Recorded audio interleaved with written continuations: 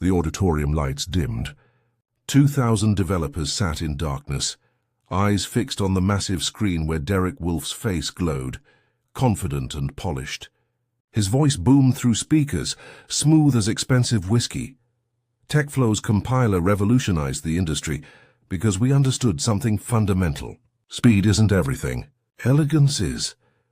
Chen sat in row M, seat 17. Her emerald green blazer felt too tight suddenly. She watched Derek navigate through code architecture she knew better than her own heartbeat, because she'd written it. Every optimization, every recursive function, every elegant solution he called revolutionary. Hers. Built in a cramped MIT dorm room between 2014 and 2016, fueled by coffee and the desperate need to prove everyone wrong. Derek clicked to the next slide. Our proprietary optimization engine processes compilation 37% faster than industry standard. We built this from the ground up. Maya's jaw tightened. She'd open-sourced that compiler under the username CoreDev. Anonymous, neutral, free for anyone to use, improve, innovate upon. She never imagined someone would claim it as proprietary invention. Her phone buzzed. A message from her colleague. "That's your work, isn't it?"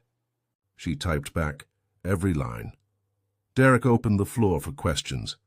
Hands shot up across the auditorium. He pointed to a man in the front row, then another, then someone in the balcony. Safe questions, softball pitches he could hit into applause. Maya raised her hand. He scanned past her twice before a spotlight operator caught her in the beam. Derek squinted against the light. Yes, in the emerald blazer, Maya stood. Her voice carried clear and steady. Your optimization algorithm uses recursive Fibonacci sequencing for memory allocation. That's an unusual choice. Can you explain the mathematical reasoning behind prioritizing that pattern over standard linear progression? The room went quiet. It was the kind of question only someone who'd built the system could ask. Specific, technical, impossible to deflect with marketing language. Derek's smile never wavered, but something flickered behind his eyes. Uncertainty, irritation. That's pretty advanced stuff, he said. His tone shifted just slightly, patronizing. Can you even code? Laughter rippled through the crowd. Not malicious exactly, uncomfortable. The kind of laughter that fills awkward silence when someone in power makes a joke at someone else's expense. Maya's hand found her conference badge lanyard. Her fingers traced the embossed text she'd earned through 18 years of brilliance. Dr. Maya Chen, keynote speaker, compiler architecture and future systems. Her face remained perfectly calm. But her pulse hammered against her throat. Derek continued, riding the laughter. Maybe we can chat about it after, when I have time to break down the basics. He winked at the audience. Next question? Maya sat down slowly. Around her, developers shifted in their seats. Some looked uncomfortable. Others pulled out phones, already tweeting. The moment was spreading, viral and vicious, before it even ended. The keynote continued. Derek talked about TechFlow's vision, their market dominance, their revolutionary approach. Maya heard none of it. She stared at the screen, watching her own code parade as someone else's genius. Her mother's voice echoed in her memory. Baby, they'll always doubt you first. Make them regret it second. Maya stood. She walked up the aisle toward the exit, heels clicking against concrete. People watched her leave. Derek paused mid-sentence, tracking her movement with visible satisfaction. He thought she was retreating, she was preparing for war.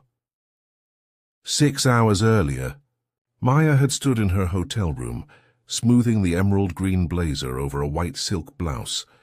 The color was deliberate, confident, visible. She'd learned early that blending in meant being overlooked, and being overlooked meant being erased. The San Francisco morning poured golden light through floor-to-ceiling windows. She could see the conference center from here, a massive glass structure reflecting clouds and ambition. Technova Summit, 3 days of innovation theater, where companies announced products and developers pretended to be impressed. Maya was scheduled for tomorrow's keynote. The future of compiler optimization, ethical AI and open source architecture. She'd prepared for 6 months, slides polished, research cited, examples tested. This was her moment to step out from behind the anonymous CoreDev username and claim her legacy publicly. She checked her phone. Messages from colleagues, students, her mother. Knock them dead, baby. Show them what Chen women are made of, Maya smiled.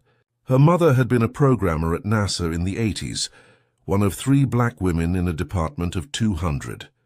She'd taught Maya 2 things. Code never lies, and neither should you about who wrote it. The conference center buzzed with energy when Maya arrived. Developers clustered around coffee stations, swapping stories about frameworks and failed deployments. She recognized faces from GitHub, Twitter, conference circuits. A few recognized her back, nodding respect. Dr. Chen, right? I used your research on recursive optimization in my thesis. Loved your paper on ethical compiler design. Are you speaking this year? Maya answered politely, deflecting attention. She preferred her code to speak louder than her presence. But today felt different, charged, like something was about to shift. She grabbed coffee, black, no sugar, and wandered toward the main auditorium. The schedule board showed Derek Wolf's opening keynote starting in 20 minutes. She'd heard of him.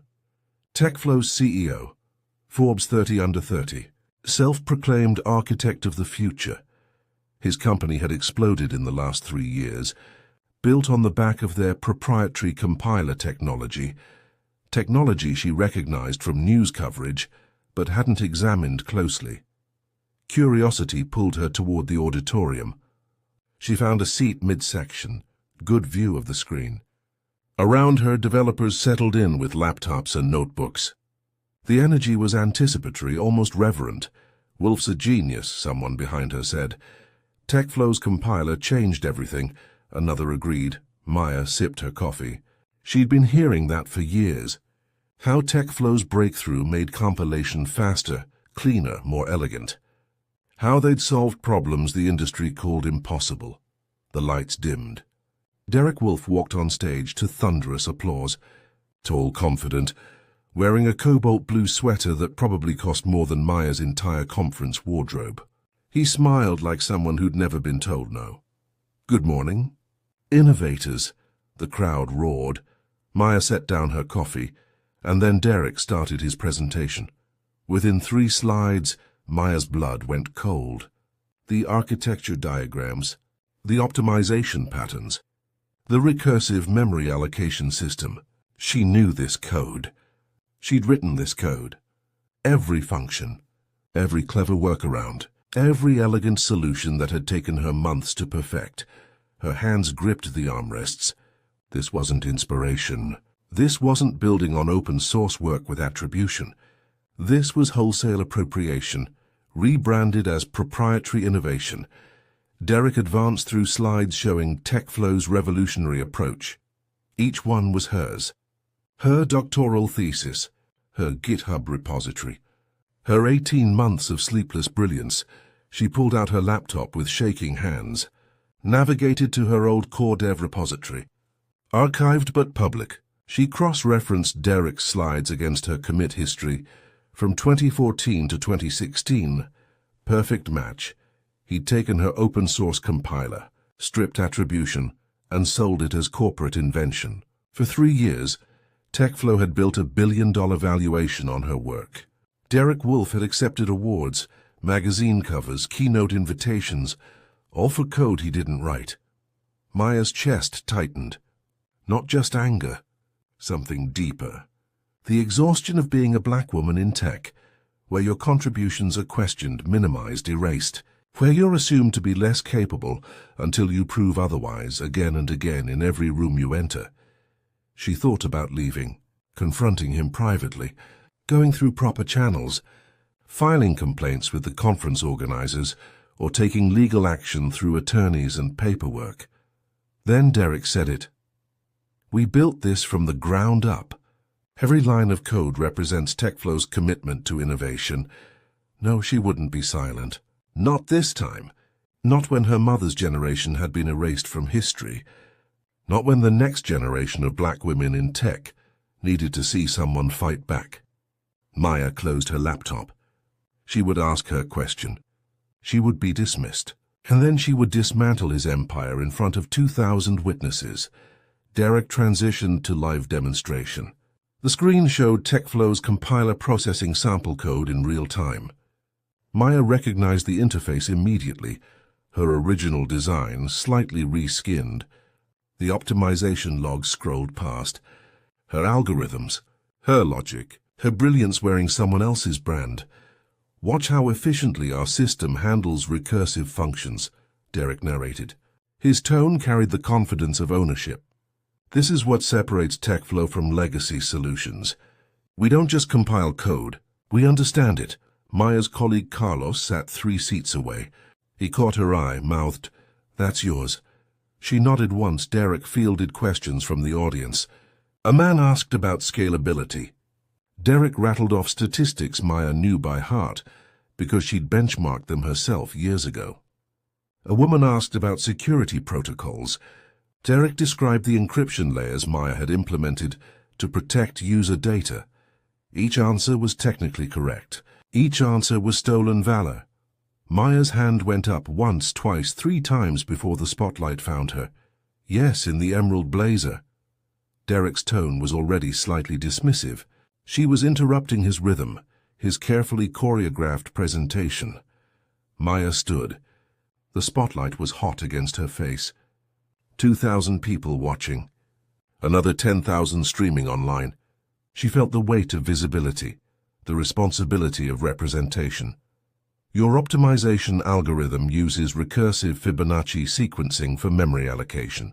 That's an unusual choice. Can you explain the mathematical reasoning behind prioritizing that pattern over standard linear progression? The silence was immediate and total. Everyone in that room with genuine technical knowledge understood what Maya had just done. She'd asked a question only the actual architect could answer.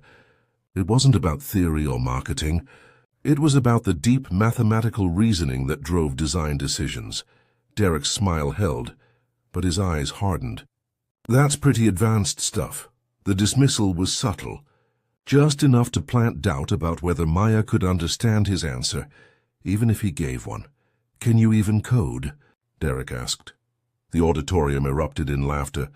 Nervous, awkward, complicit. The kind of laughter that happens when someone in power makes someone without power look small. Some people weren't laughing.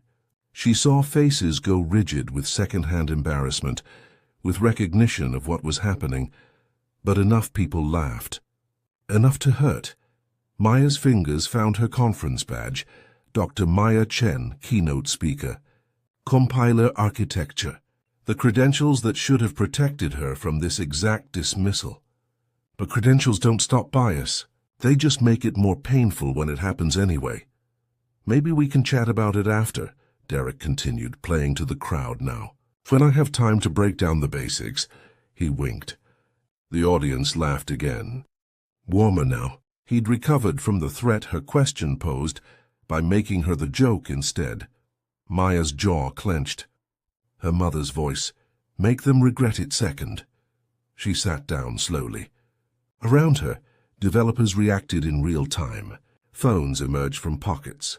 Fingers flew across touchscreens. She watched the moment escape into social media, where it would be dissected, debated, weaponized. Carlos leaned over. Maya, that's your compiler. Everyone who knows the history knows it's yours. Not everyone knows, she whispered back. Derek continued his keynote, talking about TechFlow's roadmap, future innovations, partnership opportunities. His voice faded into background noise as Maya stared at the screen showing her code. Her architecture, her genius parading as Derek Wolf's innovation. She thought about staying seated, being professional, handling this through official channels, writing a blog post, filing a cease and desist, letting lawyers and executives fight it out in conference rooms, while she remained respectable and quiet. No. 18 years she'd been in tech. 18 years of proving herself. Of being the only black woman in the room. of watching her ideas get credited to men who spoke after her in meetings, of having her expertise questioned while mediocre men got promoted on potential. This ended now, Maya stood. She gathered her laptop, her bag, her righteous fury. She walked up the aisle toward the exit. Heads turned. Derek paused mid-sentence, tracking her movement with barely concealed satisfaction. He thought he'd won. Thought he'd successfully dismissed the threat. He had no idea what was coming. Maya pushed through the auditorium doors into the empty hallway. The sounds of Derek's keynote faded behind her. She could hear muffled applause, muffled laughter. The sound of her humiliation being packaged as entertainment. Her hands shook as she set her laptop on a bench. Not from fear, from rage, from clarity, from the absolute certainty that she was about to change. Everything. She opened her laptop and started typing. The hallway was silent except for Maya's breathing. Sharp, uneven. She pressed her palms against the cool marble wall and forced air into her lungs. In through nose, out through mouth. The breathing exercises her therapist taught her for moments exactly like this. Her reflection stared back from the glass wall opposite. A black woman in an emerald green blazer. Professional, composed. Credentials and degrees and publications that should matter. They never seemed to matter enough. Maya's hands trembled. She clasped them together, squeezed until her knuckles went pale. "Can you even code?" The words echoed. 5 words that dismissed 18 years of expertise. 5 words that reduced her to stereotype, to assumption, to something less than she'd heard it before. Different words, same meaning.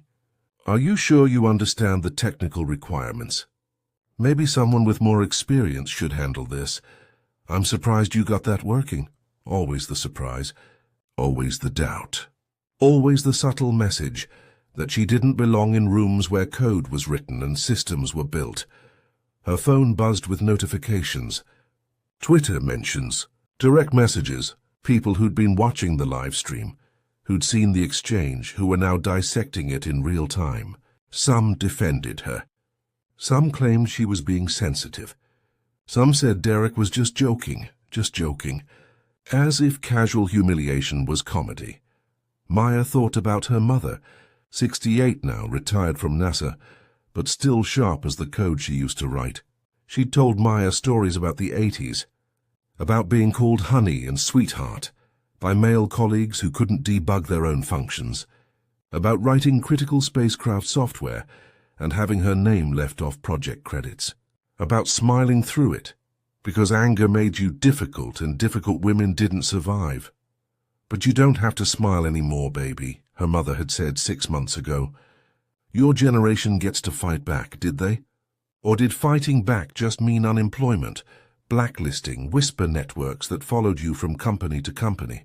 Maya had seen brilliant women leave tech entirely after standing up to powerful men. She'd seen them gaslit, undermined, pushed out quietly while the men who harmed them collected promotions. She looked at her reflection again. Saw not just herself, but every black woman who'd been erased from tech history.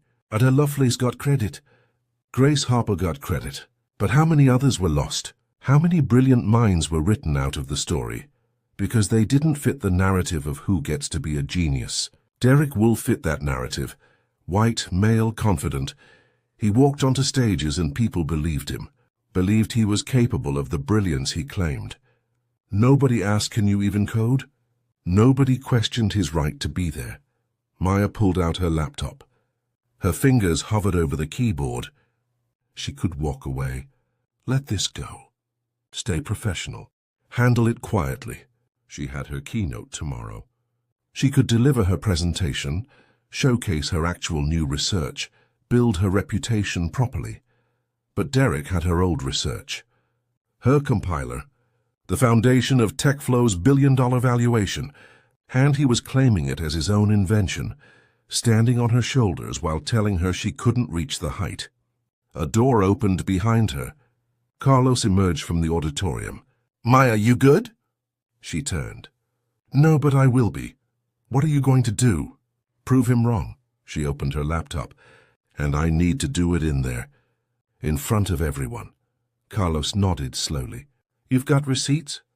I've got the entire repository. Commit history. Timestamps. And something else. She pulled up the compiler's core code. I left a signature. Something only the original architect would know. What kind of signature? Maya smiled. It wasn't a warm smile. It was the smile of someone who'd always planned 3 moves ahead, just in case. The kind that's running in his system right now. The kind I can prove. 10 years ago, Maya had been 26 and desperate to prove something.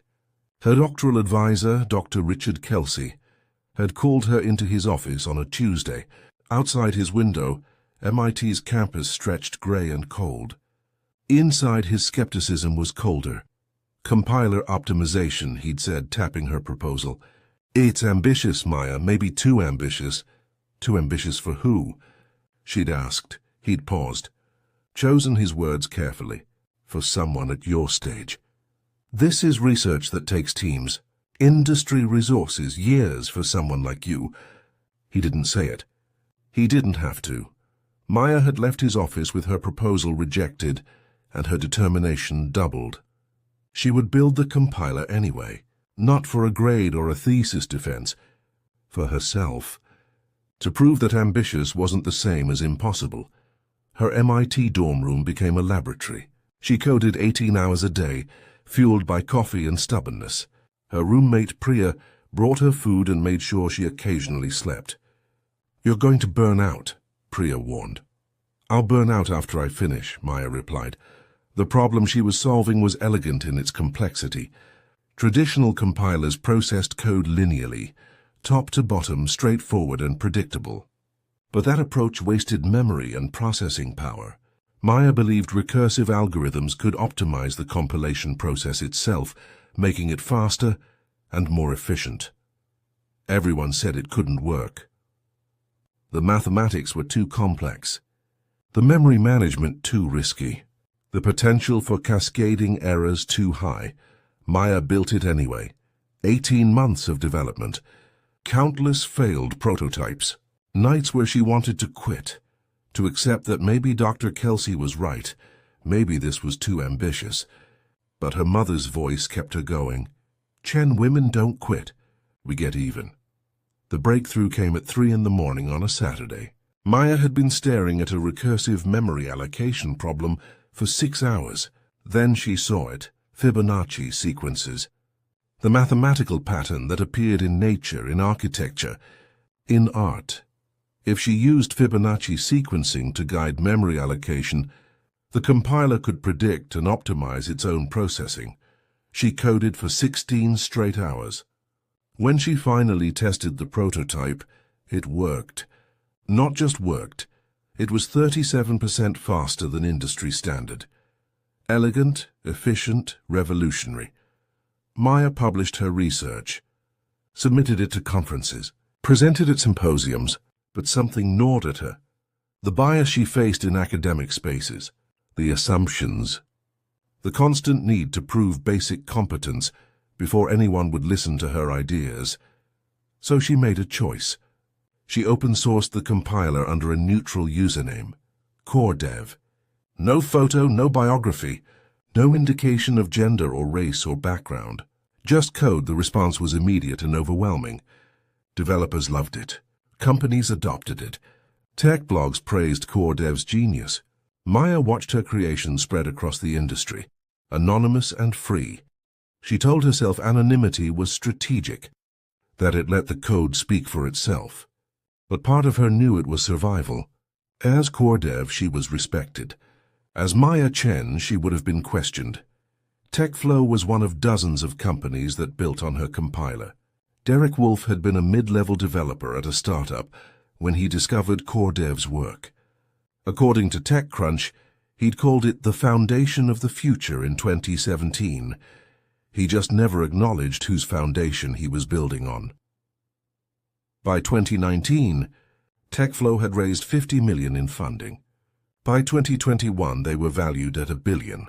Derek Wolfe became a celebrity CEO, magazine covers, Conference keynotes, interviews where he talked about his revolutionary approach to compiler architecture. Maya watched it happen. At first with detachment, it was open source, people could use it. Then with growing unease as TechFlow began calling their compiler proprietary. As Derek started claiming he'd built it from the ground up, she'd considered going public before, claiming her work.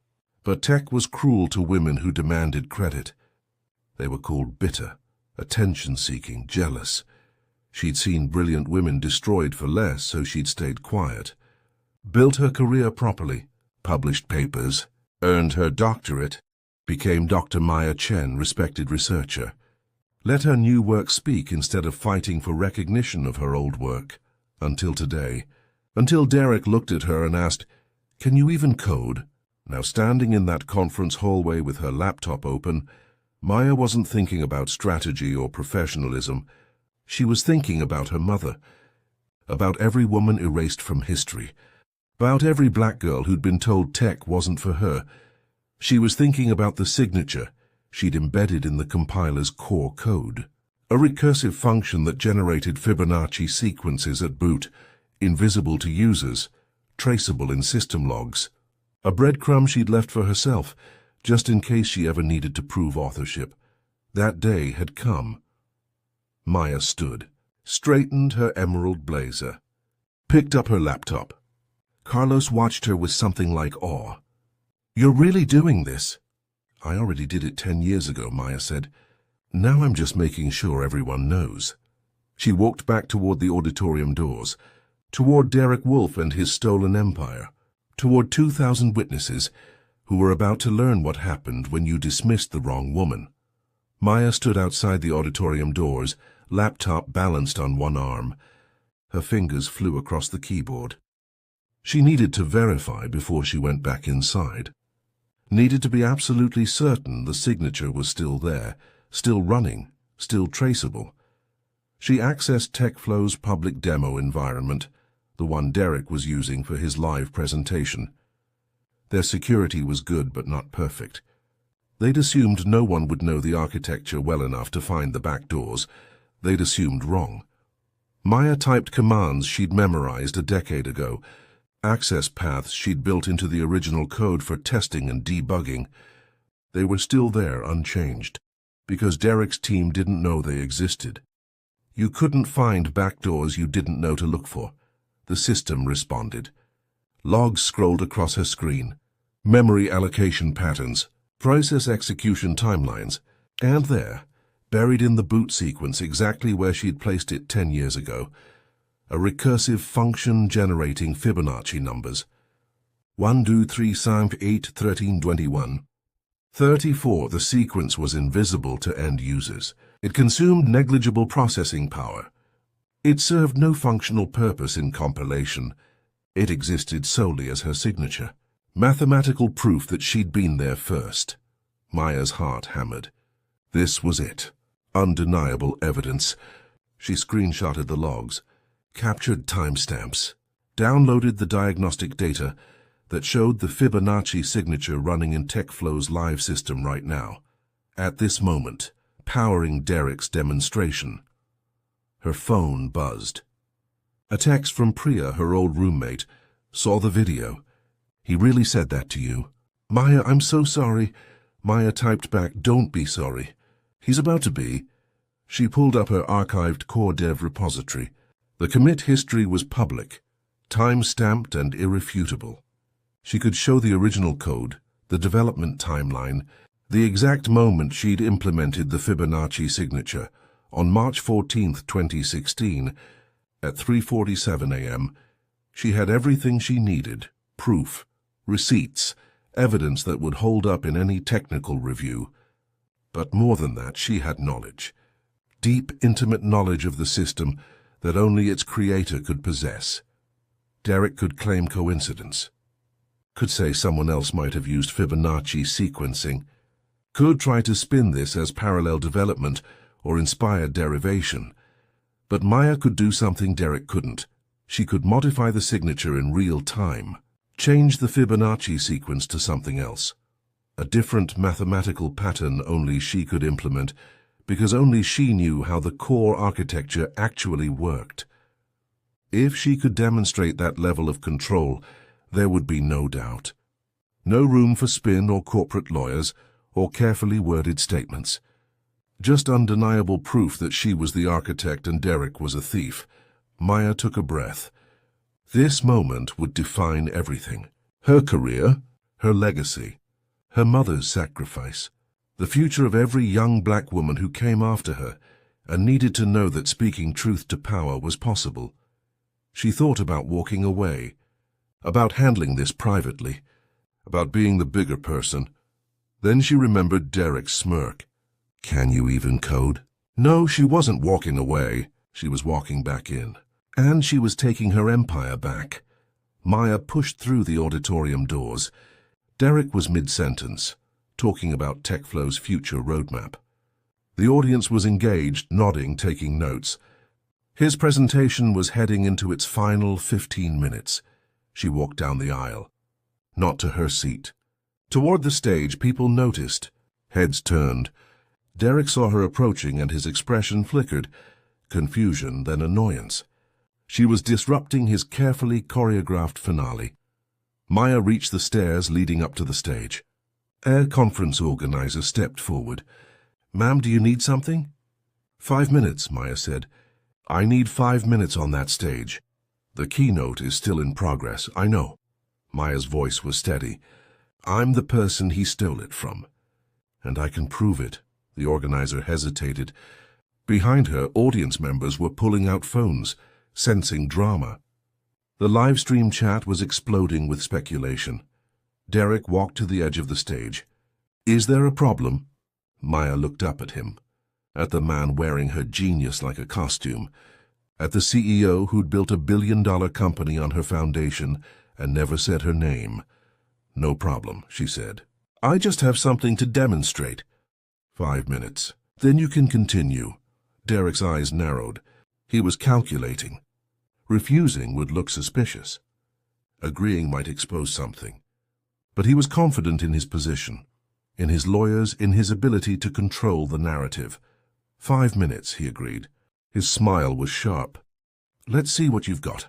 Maya climbed the stairs. Her emerald blazer caught the stage lights. 2,000 faces watched her. Another 15,000 online. This moment would be recorded, archived, dissected. There was no going back. She connected her laptop to the presentation system. Derek stood beside her, arms crossed. This should be entertaining, he muttered, just loud enough for her to hear. It will be, Maya replied. For me. Her screen appeared on the massive display behind them. Command line interface, code scrolling, technical details most of the audience wouldn't fully understand, but would recognize as real, as deep, as far beyond marketing presentation. Maya's fingers moved across the keyboard. She wasn't nervous anymore. This was her language, her home, her truth. TechFlow's compiler, she began, her voice carrying through the auditorium, has a unique signature, a recursive function that generates Fibonacci sequences at boot. It's invisible to users, serves no functional purpose. It's just there. Derek's expression shifted. Not understanding yet, but getting there. Let me show you the system logs from your live demo, Maya continued. The one running right now. She pulled up the logs. Highlighted the Fibonacci sequence. The audience leaned forward. 1, 2, 3, 5, 8, 13, 21, Maya read. This pattern appears in TechFlow's compiler because I put it there. 10 years ago, when I built this system and released it as open source under the username CoreDev, the auditorium erupted in murmurs. Derek's face went pale. This is ridiculous. Anyone could plant code. Anyone could, Maya agreed. But only the original architect would know how to modify it. She started typing. Commands that accessed the compiler's core. Functions that shouldn't be accessible to anyone outside TechFlow's engineering team. But Maya wasn't outside. She was the foundation. Watch, she said. Maya's fingers danced across the keyboard. The massive screen behind her displayed code that made half the audience squint and the other half leaned forward in recognition. She was accessing TechFlow's compiler core in real time. This signature uses Fibonacci sequencing, Maya said, but I can change it. Right now, to any mathematical pattern I choose. Derek stepped closer. His voice dropped, meant only for her. You're bluffing. You hacked our system. I didn't hack it, Maya replied quietly. I built it. She typed a series of commands. The code on screen shifted. She was rewriting the recursive function, replacing the Fibonacci sequence with prime number generation. 2, 3, 5, 7, 11, 13, 17. This will take 30 seconds to recompile, Maya announced to the audience. Then the system logs will show a different sequence. Not because I hacked it, because I know exactly how the architecture works. Derek's jaw clenched. This proves nothing. She could have gained unauthorized access. From my MIT dorm room 10 years ago. Maya turned to face him. When I originally wrote this code, a conference organizer appeared at the stage edge. Mr. Wolf, should we stop this? Derek hesitated. Stopping her would look like admission. Letting her continue might expose everything. He was trapped between bad options. Let her finish, he said. His voice carried forced confidence. Then we'll address these accusations properly. Maya's screen updated. The recompilation completed. She pulled up the system logs again. The audience watched the display in silence. The Fibonacci sequence was gone. In its place, 2, 3, 5, 7, 11, 13, 17, 19, 23, prime numbers. The new signature she'd just implemented. Running in TechFlow's live demo environment, the auditorium erupted. Not in applause, in shock. Developers understood what they'd just witnessed. You couldn't fake that kind of access, that kind of control, that kind of intimate knowledge of system architecture. Derek's face shifted from pale to red. You've compromised our security. This is a criminal act. It's my code, Maya said. Her voice was steel. You can't compromise what you created. Someone in the audience shouted, "Show the repository." Maya nodded. She pulled up her archived core dev GitHub. The commit history stretched back to 2014. Hundreds of commits. Development logs. Comments in the code. Timestamps that predated TechFlow's founding by 2 years. She zoomed in on a specific commit. March 14, 2016, 3:47 a.m. The implementation of the Fibonacci signature. The exact code running in TechFlow's system until 30 seconds ago. This is my work, Maya said. Open source. Free for anyone to use. I never charged for it. Never restricted it. I just asked for attribution. She turned to Derek. You took it. Rebranded it. Called it proprietary. Built a billion-dollar company on my foundation. And when I asked you a technical question about the system I created, you asked if I could even code. The audience was silent now. The weight of what they were witnessing settled over the room like gravity. Derek tried one more deflection. Correlation isn't causation. Similar code can be developed independently. Show me your commit history then, Maya challenged. Show me your development timeline. Show me the original architecture documents you claim to have created. Derek said nothing. Maya pressed. So you can't, because they don't exist. Because you took open source work, stripped attribution, and claimed it as invention. A man in the front row stood. Maya recognized him. James Park, CTO of a major tech firm. I'd like to see TechFlow's source documentation. If Mr. Wolf architected this system, there should be extensive design documents. Whiteboard sessions. Early prototypes, Derek's expression was cornered animal. That's proprietary information. So is this entire presentation, James countered. Yet here we are. Show us your receipts, Derek. Derek stepped away from the microphone. He pulled out his phone, fingers moving rapidly. Texting someone. His legal team. His PR people. Someone who could control this disaster. Maya watched him scramble. Part of her felt satisfaction. Vindication. The sweet taste of truth spoken in a room that couldn't ignore it. But another part felt exhausted. This moment was necessary, but it shouldn't have been. She shouldn't have had to prove herself like this. The conference organizer returned. "We need to take a 15-minute break." "Technical difficulties." "There are no technical difficulties," Maya said clearly. "There's just truth and discomfort." But they were already dimming the lights, already ushering Derek off stage. Maya stood in the spotlight alone. The audience remained seated, unsure whether to leave or stay. Phones were everywhere, recording, streaming, tweeting. The moment was escaping into the internet where it would live forever. Carlos appeared at the stage edge. "Maya, you okay?" "No," she admitted. "But I did what I came to do." Twitter's exploding. Tech flow scandal is trending. People are pulling up old interviews where Derek claimed to have built the compiler. Maya descended the stairs. Her legs felt unsteady. Adrenaline crash. The weight of what she'd just done settling on her shoulders. A woman approached her in the aisle.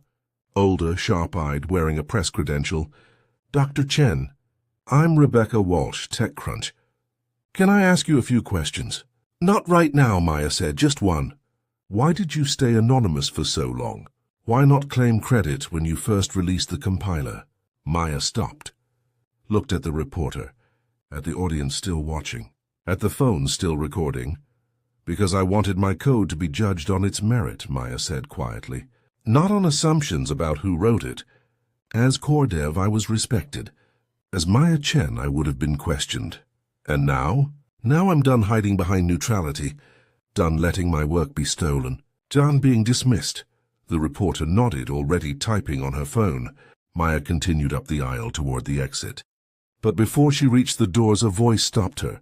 "Dr. Chen," she turned. A man in an expensive suit descended from the balcony level. He looked corporate, legal, the kind of person who fixed problems for powerful people. "I'm Marcus Reed, TechFlow's general counsel. We need to talk." "I don't think we do," Maya said. "Mr. Wolf would like to discuss this privately. Resolve it without further spectacle." Maya laughed. It wasn't a happy sound. "Spectacle. That's what you call me proving I built the system your CEO stole?" "That's a strong accusation. Open source work requires attribution. Your company claims the compiler is proprietary invention." "That's not how open source works." Marcus's expression hardened. "We have significant legal resources. If you pursue this publicly, it could get complicated." The threat was subtle but clear. "Fight us and we'll bury you in litigation. Stay quiet and maybe we'll negotiate." Maya had heard this threat before, in different words, different rooms. But always the same message. Powerful people stay powerful by making resistance expensive. She thought about backing down, about taking a settlement, about being smart and strategic and protecting herself. Then she thought about her mother, about every woman who'd been silenced by legal threats and power imbalances. "Do what you need to do," Maya said. "I already have." She turned and walked toward the exit. Behind her she heard Marcus on his phone, urgent and tense. The machinery of corporate defense was activating. But it was too late. The truth was already viral, already spreading, already unstoppable. Maya pushed through the doors into the hallway and stopped. A crowd waited. Journalists, developers, conference attendees. They'd seen the confrontation, watched it live or on streaming devices, and they wanted more. "Dr. Chen, can you comment? Is TechFlow going to sue you? Do you have more evidence?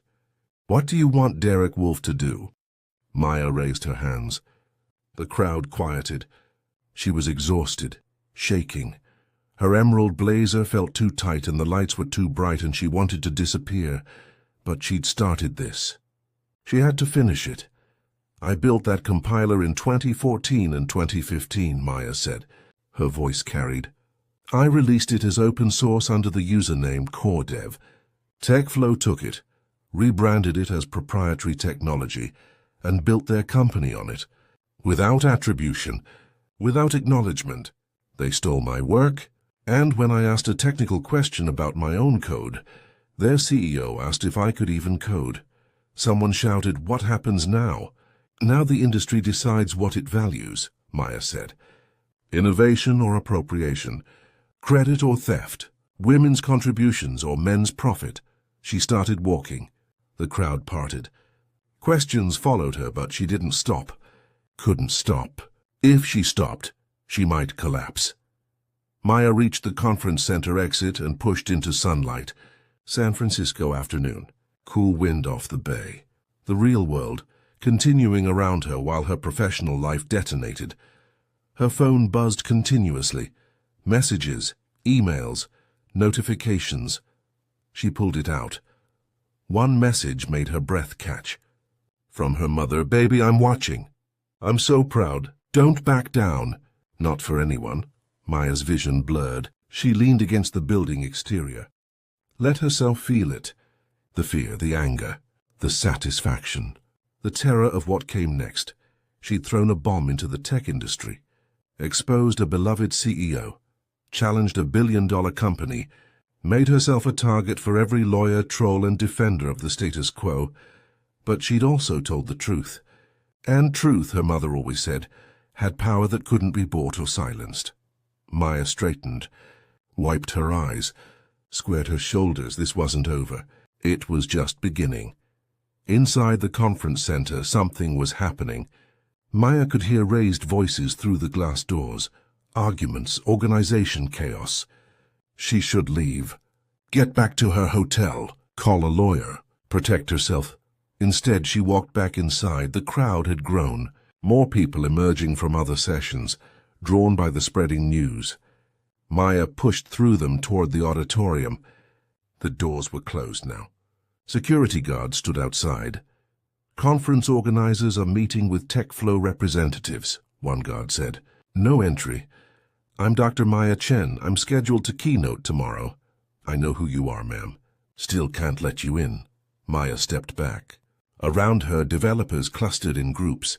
Some looked at her with respect, others with suspicion. She heard fragments of conversation. Could be a setup, but the code matched. Derek wouldn't lie about something this big. She's just trying to get attention. Doubt. It was spreading as fast as the truth. The internet was already doing what it did best, creating competing narratives. Some defended Maya, others defended Derek. Tech blogs were publishing hot takes with headlines like "open source theft" or "misunderstanding," and the dangers of anonymous development. Maya's phone showed the battle in real time.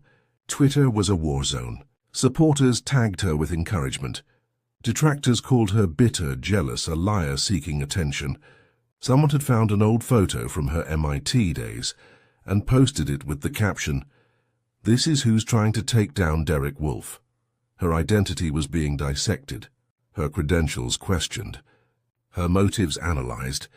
Every decision she'd ever made was suddenly evidence for or against her character. Carlos found her in the crowd. "Maya, you need to see this." He showed her his phone. TechFlow had released a statement. "We take these allegations seriously and are conducting an immediate internal review. TechFlow has always respected open source contributions and maintains rigorous attribution standards. We look forward to clarifying this matter once all facts are examined." Corporate language, carefully worded, admitting nothing, promising review without timeline. The kind of statement designed to buy time in muddy waters. "They're going to drag this out," Carlos said. "Make it complicated. Death by process." Maya knew he was right. They'd commission internal reviews that would take months. Hire outside consultants who'd produce ambiguous findings. Maybe offer her a quiet settlement with an NDA. Maybe just wait for the news cycle to move on. She felt suddenly alone, standing in a crowd but isolated. She'd chosen this battle. Now she had to fight it without knowing if anyone would truly stand with her when the corporations pushed back. Her phone rang. Unknown number. She almost didn't answer. "Dr. Chen, this is Sarah Okonkwo. I'm an attorney specializing in intellectual property and open source licensing. I saw what happened. I'd like to help you." Maya's throat tightened. "I can't afford pro bono. What TechFlow did matters beyond just you. This is about open source ethics. Industry standards. Women's contributions. Let me help you fight this properly. A lifeline. Maya felt tears threaten again. Why? Because I'm a black woman-in-law who's seen too many brilliant women get erased. And because what you did in that auditorium took courage. Courage deserves support, Maya exhaled. Okay, yes, thank you. They arranged to speak later. Maya hung up and looked at the closed auditorium doors. Behind them, powerful people were deciding her fate. How to contain her, discredit her, make her disappear, but she wasn't alone. Not completely. There were people who believed her, who understood what this meant, who would fight beside her. The doors opened. The conference director emerged, looking exhausted. He spotted Maya and approached. Dr. Chen, we need to discuss your keynote tomorrow. Maya's stomach dropped. Don't tell me you're canceling it. We're considering postponement. Given the current situation, we think it might be better to... Better for who? Maya's voice sharpened. Better for TechFlow? For Derek Wolfe? For everyone who'd prefer I stay quiet. It's not like that. It's about maintaining the conference's integrity. My presence threatens integrity. Not the CEO who stole open source work? The director looked uncomfortable. It's complicated. It's not. Maya stepped closer. You either believe evidence or you don't. You either stand for attribution and ethics or you don't. There's nothing complicated about that. TechFlow is a major sponsor. And there it is. Maya felt something harden inside her. Money talks. Truth walks, she turned and walked away. Behind her, the director called her name. She didn't stop. She pushed through the crowd, through the lobby, out into the afternoon. Her keynote was being cancelled. They were silencing her under the guise of neutrality. This was how power worked. Smooth, professional, dressed up as process and policy. Maya stood on the sidewalk and felt the full weight of what she'd started. The battle wasn't just against Derek Wolfe. It was against every system that protected powerful men and punished women who challenged them. She thought about giving up, accepting defeat, going home and letting lawyers handle everything while she rebuilt her career quietly. Then her phone buzzed. A tweet from someone named a DevGirl22. I'm 17, black, learning to code. Watching Dr. Maya Chen fight for credit is why I'm not quitting. Thank you for showing us we belong. Maya read it 3 times, felt something shift inside her. She wasn't fighting for herself anymore. She was fighting for that 17-year-old girl. For every woman told she didn't belong. For every contribution stolen and rebranded. She couldn't give up now. Maya sat in a hotel conference room that evening. Sarah Sokonkwo, the IP attorney, sat across from her with a laptop open. Between them, printouts of code, commit histories, timeline documentation, evidence. This is solid, Sarah said. Your GitHub repository establishes clear authorship. The timestamps predate TechFlow's founding. The Fibonacci signature is documented in your original commits. But, Maya heard the hesitation, but TechFlow will argue that open source means they had the right to use your code, which is technically true. The question is whether they violated licensing terms by claiming it as proprietary invention. I used an MIT license. It allows commercial use? Yes, but it requires attribution. TechFlow's documentation claims they developed the compiler internally. That's where they're vulnerable. Maya leaned back. So what's the strategy? We go public with everything. Not just the technical proof, the full story. Your development timeline. Their appropriation. The lack of attribution. We make this about ethics, not just legality. Won't they just sue me for defamation? They could try. But truth is an absolute defense. Everything you've said is provable. And suing you would make them look worse. There was a knock. Carlos entered with another person, a woman in her 40s with sharp eyes and graying locks. Maya, this is Dr. Keisha Williams. She runs the Black Women in Tech Foundation. Keisha shook Maya's hand. I've been watching this situation. I want to offer organizational support, legal defense fund, media training, community backing. You're not alone in this. Maya felt emotion rising again. Why are you all helping me? Because what happened to you has happened to countless women, Keisha said.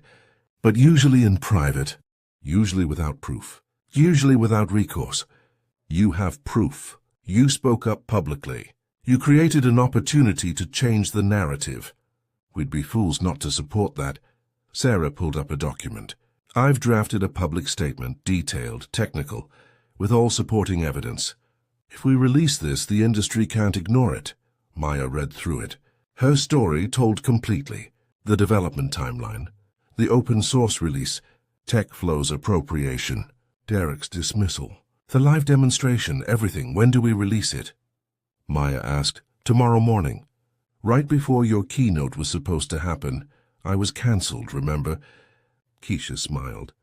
Not anymore. I made some calls. You're speaking at noon. Main stage, Maya stared. How did you... The conference sponsors include 3 companies that value diversity and open source ethics. They threatened to pull funding if you were silenced. The organizers reconsidered. Power meeting power. Maya felt hope stir. There's something else, Carlos said. He looked uncomfortable. Derek's team has been reaching out to mutual connections, trying to find dirt on you, personal stuff, anything they can use to discredit you. Maya's jaw tightened. Of course they are.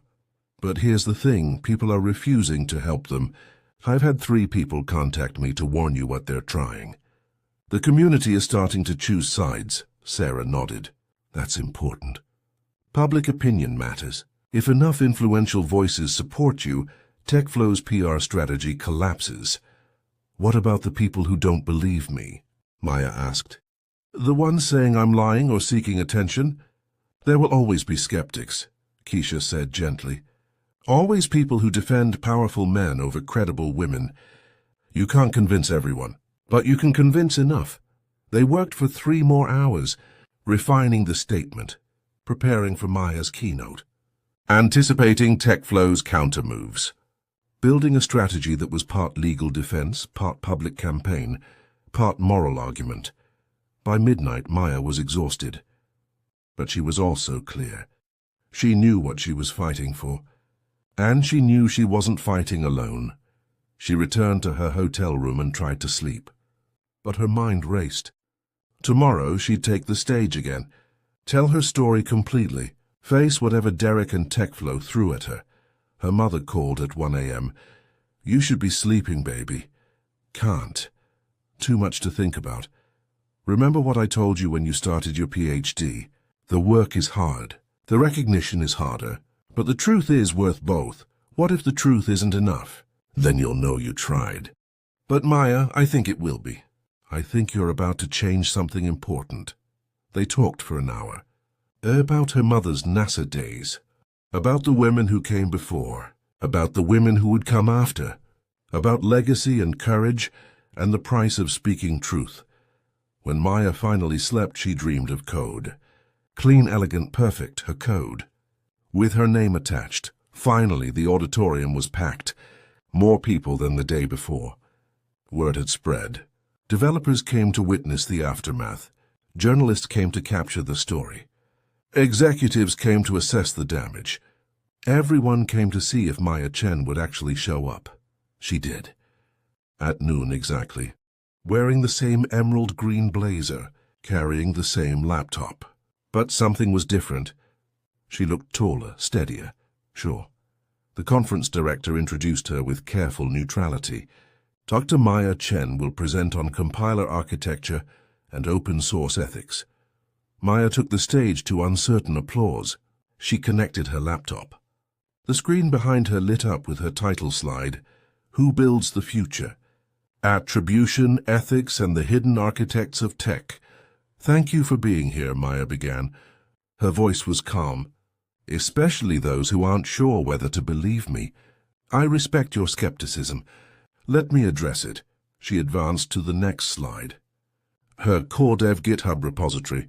Full commit history visible. This is my work from 2014 to 2016. 2 years of development. 683 commits. You can verify every timestamp. Every line of code, every comment and commit message. Next slide. TechFlow's compiler architecture. This is what TechFlow calls their proprietary system. Let me show you something. She pulled up code side by side. Her original core dev work. TechFlow's current system. Line by line, the matches were undeniable. Identical architecture. Identical optimization patterns. Identical recursive functions. Not similar, identical. Murmurs rippled through the audience. Now TechFlow will say they had the right to use open source code. They're correct. I released this under an MIT license specifically, so companies could build on it. She paused. Let that sink in. But the MIT license requires attribution, and TechFlow has consistently claimed they developed this compiler internally. That's documented in their press releases, their investor materials, and their CEO's interviews. Next slide. Screenshots of Derek's interviews, TechCrunch, Forbes, Bloomberg, all quotes where he claimed to have architected the system. Yesterday, when I asked Mr. Wolf a technical question about memory allocation in the compiler I built, he asked if I could even code. That dismissal matters, because it reflects an assumption that a black woman couldn't possibly have created something this sophisticated. The audience was silent now, listening. But assumptions don't change facts. So let me show you facts. Maya pulled up her live demonstration from yesterday. The Fibonacci signature, the real-time modification, the system logs proving her control. Only the original architect has this level of access, this level of understanding. I didn't hack TechFlow's system. I navigated the architecture I built 10 years ago. She advanced to a new slide, email chains. Sarah had subpoenaed them through legal channels. Overnight, TechFlow's internal communications about the compiler's origins. These are emails from TechFlow's engineering team in 2017, discussing how to integrate core dev's work, how to rebrand it, how to remove attribution. Direct quotes. We should claim this as internal development and no need to credit the original developer. It's open source. The auditorium erupted. Gasps, angry murmurs. Shocked faces. Maya waited for silence. Open source doesn't mean invisible. It doesn't mean stolen. It means shared, with acknowledgement. TechFlow violated that fundamental principle. A hand shot up in the audience. A man stood without waiting to be called. Maya recognized him. Another tech CEO. Dr. Chen, what do you want from TechFlow? Maya considered. Public acknowledgement, full attribution, and a commitment to ethical open source practices going forward. What about compensation? They built $1 billion company on your work. I didn't build the compiler for money. I built it because the problem was interesting, because I wanted to prove I could, because I believed in open source. That hasn't changed. She let that land. But I do want something. I want young women, especially young black women, to see that their contributions matter, that they have the right to demand credit. That being dismissed doesn't mean being wrong. Another person stood. A woman this time. What about Derek Wolf? Should he resign? That's for TechFlow's board to decide. What I want is for the industry to examine how we determine who gets credit, how we assume competence, how we attribute genius. The questions continued for 20 minutes. Technical queries, ethical debates, legal questions. Maya answered all of them, calm, clear, unshakable. Then the auditorium doors opened. Derek Wolf entered. The room went silent. He walked down the aisle. Maya watched him approach. He looked smaller than yesterday, tired, defeated. He stopped at the front, looked up at her. Dr. Chen, can I say something? Maya nodded. Stepped back from the microphone. Derek climbed onto the stage, stood beside her. His hand shook slightly. I need to apologize, he said. His voice was rough. Not just to Dr. Chen, to everyone here. To the developer community. To everyone who believed in TechFlow. He paused, swallowed hard. Everything Dr. Chen said is true. We built our compiler on her open source work. We knew we should have provided attribution. We chose not to, and when she challenged me yesterday, I dismissed her, because it was easier than admitting the truth. The auditorium was frozen. This wasn't a prepared statement. This was confession. I convinced myself we'd improved on her work enough that it became ours. That open source meant free to take. I was wrong. On both counts. And my wrongness built a company on false premises. He turned to Maya. I'm sorry. You deserved credit from day one. You deserved respect. You deserved better than what I gave you. Maya looked at him, saw genuine remorse. It didn't erase what he'd done, but it was something. Thank you, she said quietly. Derek descended from the stage, walked back up the aisle, left. The auditorium stayed silent for 3 long seconds. Then someone started clapping. Then another. Then the entire room erupted into applause. Not for Derek, for Maya, for truth, for the courage it took to stand up and demand recognition. Maya stood in the ovation, let herself feel it. The vindication. The validation, the proof that speaking truth mattered. 3 months later, Maya stood in her new office. Not at a university, at the Open Source Foundation, a non-profit dedicated to protecting open source developers and ensuring ethical attribution standards. They'd offered her the role of Director of Ethics and Attribution. She'd accepted. TechFlow had undergone massive changes. Derek resigned the day after his public apology. The board brought in new leadership committed to ethical practices. They'd issued formal attribution to Maya's original work and established a fund supporting women and underrepresented developers in open source. It wasn't enough to undo the years of erasure, but it was something. A start. Maya's keynote had been watched 3 million times. Her story sparked industry-wide conversations about attribution, bias, and the invisible labor that built technology. Conferences updated their codes of conduct. Companies revised their open-source policies. The conversation shifted, not completely. Not perfectly, but noticeably. Maya's phone buzzed. A message from that 17-year-old girl who'd tweeted her months ago. Dr. Chen, I got accepted into MIT's computer science program. I'm going to study compiler design. Because of you, Maya smiled. Typed back congratulations. Her mother called that afternoon. How's the new job, baby? Good, overwhelming, important. You changed something. You know that, right? I told the truth. Other people decided it mattered. No, you made it impossible to ignore. That's different. That's leadership. Maya looked out her window. San Francisco spread below her. Somewhere in this city, a young woman was writing code, building something brilliant. Maybe she'd be believed, maybe she'd be doubted, but now at least she had evidence that fighting back was possible. That evening, Maya received an email from CoreDev's GitHub repository. Someone had opened a pull request, adding her real name to the original documentation, updating attribution, and proposing a Contributors Hall of Fame. The pull request had 600 supporters. All women. All developers who'd worked in anonymity or seen their contributions stolen. Maya approved the pull request. Then she started writing.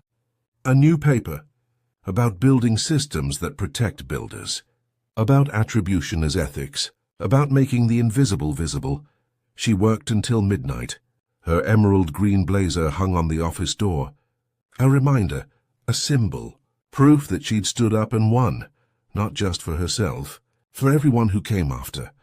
Maya returned to MIT a year later, guest lecturer in the computer science department, the same building where she'd built her compiler, where her advisor told her it was too ambitious.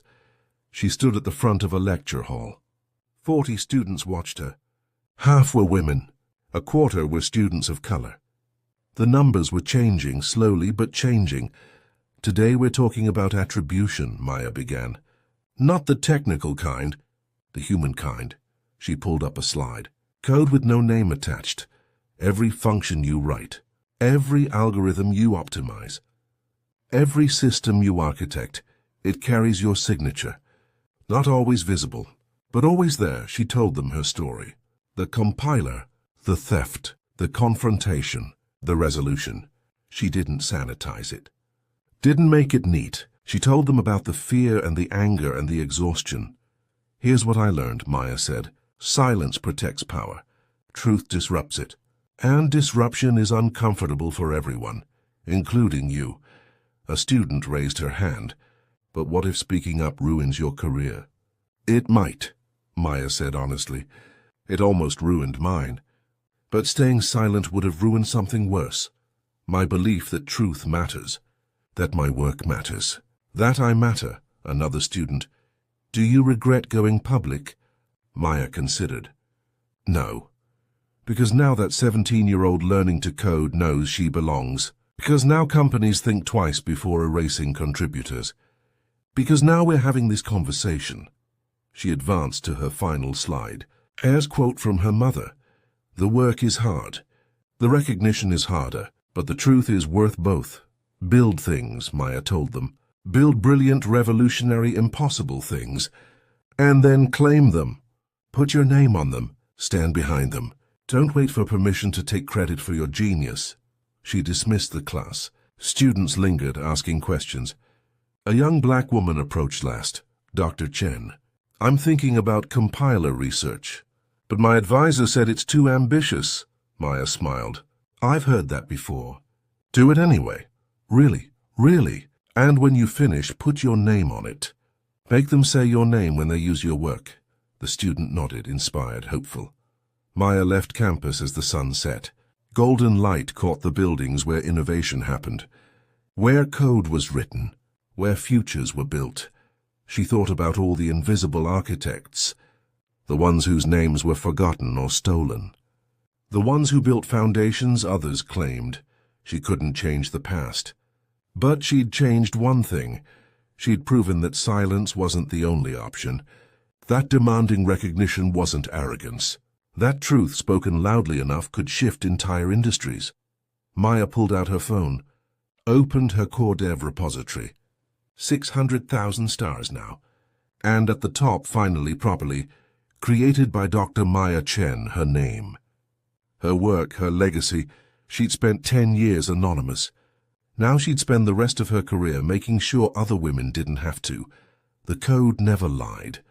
And neither would she. Not about who built it. Not about who belonged. Not about whose genius deserved recognition. Truth didn't need permission to speak. It just needed someone brave enough to stand up and prove it. Sometimes the quietest voices carried the most powerful code. And sometimes those voices learned to roar.